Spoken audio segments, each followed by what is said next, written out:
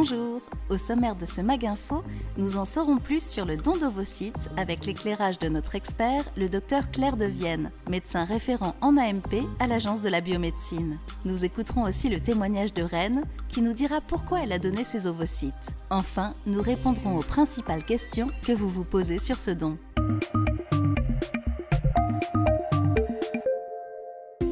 En 2021, près de 900 femmes ont fait un don d'ovocytes. Alors, le don d'ovocytes, comment ça marche? Qu'est-ce que le don de gamètes? Les explications du docteur Claire Devienne. Le don de gamètes, c'est la seule possibilité pour des milliers de personnes d'avoir un jour un enfant. Parce qu'une gamète, c'est quoi? C'est un spermatozoïde pour l'homme, un ovocyte pour la femme.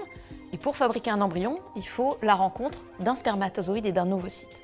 Or, il y a des femmes qui n'ont pas assez d'ovocytes, ou leurs ovocytes ne fonctionnent plus, et donc elles ont besoin des ovocytes d'une femme qui va les donner. Alors, donner ces ovocytes, ça se fait en 5 étapes. La première, c'est recevoir des informations. Ensuite, c'est faire tout le bilan médical, rencontrer un psychologue. Et le don lui-même, c'est une dizaine de jours de traitement, suivi du recueil des ovocytes. Et ça, c'est une demi-journée à l'hôpital.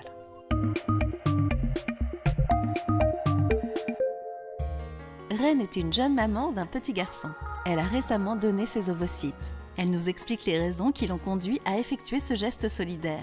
J'ai été sensibilisée au don suite à mon rendez-vous que j'ai eu à l'hôpital quand j'étais enceinte. Donc j'ai vu une affiche avec des personnes afrodescendantes. Sur l'affiche, il y avait écrit « Donnez vos ovocytes » ou « Donnez vos spermatozoïdes ». Ma première pensée quand j'ai vu l'affiche, je me suis dit « Ah, donc ça existe des personnes qui ne peuvent pas avoir d'enfants naturellement ». Et j'ai vu directement ma gynéco et je lui ai demandé quelles sont les modalités pour pouvoir donner. Donc après la stimulation ovarienne, la ponction s'est très bien passée. J'ai pu sortir le jour même.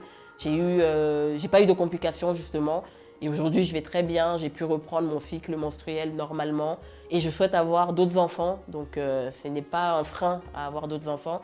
Avant de commencer la stimulation ovarienne, j'en ai parlé à mes proches. J'en ai parlé à ma famille, mes amis, même mes collègues. Et vraiment, personne ne savait c'était quoi le don d'ovocytes. C'est pour ça que je trouve que c'est important d'en parler. Et j'ai pu justement les éduquer, entre guillemets, pour qu'ils sachent c'est quoi le don d'ovocytes. Et j'ai 2 amis qui ont justement décidé, suite à mon don, à se lancer dans l'aventure de donneuse d'ovocytes. En conclusion, j'aimerais dire aux personnes de ma communauté qu'il faut en parler.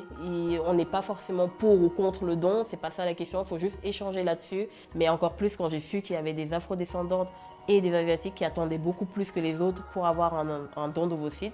Donc je me suis dit, pourquoi pas me lancer? Il faut en parler et découvrir que d'autres personnes peuvent être dans le besoin. C'est comme le don du sang ou d'autres dons. Il faut penser aux autres.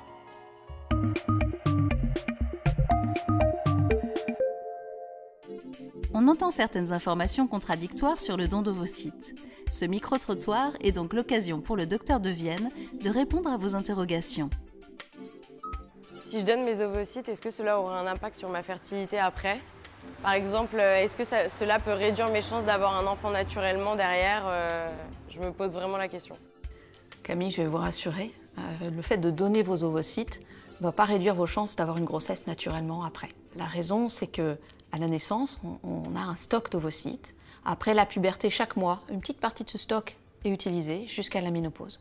Ce qui se passe chaque mois, c'est que c'est une dizaine d'ovocytes qui sont naturellement stimulés, mais il n'y en a qu'un qui arrive à l'ovulation. Et en don d'ovocytes, on donne des traitements de stimulation qui permettent que ce soit vraiment la dizaine d'ovocytes qui arrivent à l'ovulation.